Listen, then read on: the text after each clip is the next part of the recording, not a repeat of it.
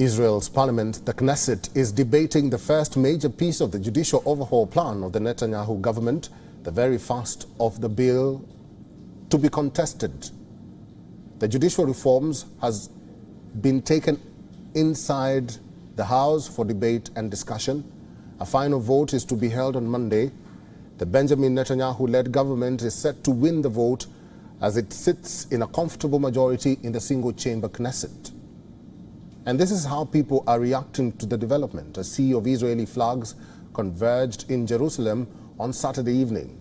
Thousands of demonstrators entered their last leg of a 4-day march from Tel Aviv to Israel's parliament in Jerusalem. Thousands of protesters marched for over 70 kilometers and have set up camps in the city till Monday. Protesters say the overhaul will push Israel towards autocracy and allow the government to pass arbitrary orders.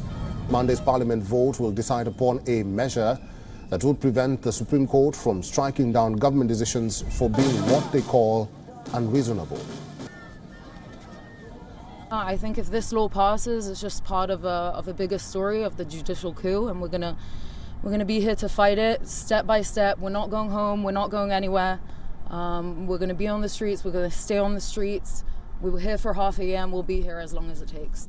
The planned judicial overhaul calls for sweeping changes aimed at curbing the powers of the judiciary, from limiting the Supreme Court's ability to challenge parliamentary decisions to changing the way judges are selected.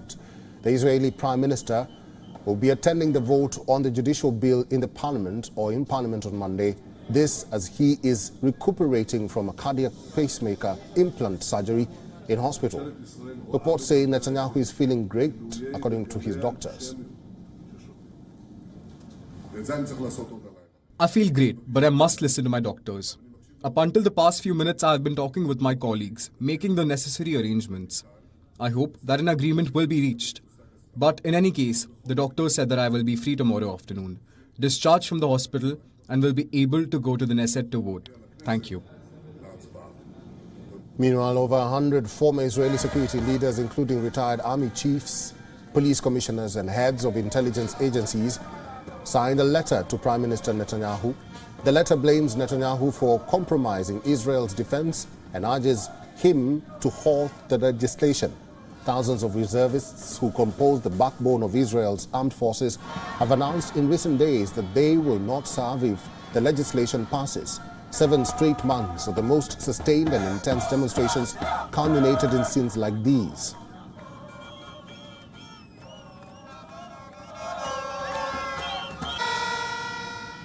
WION is now available in your country. Download the app now and get all the news on the move.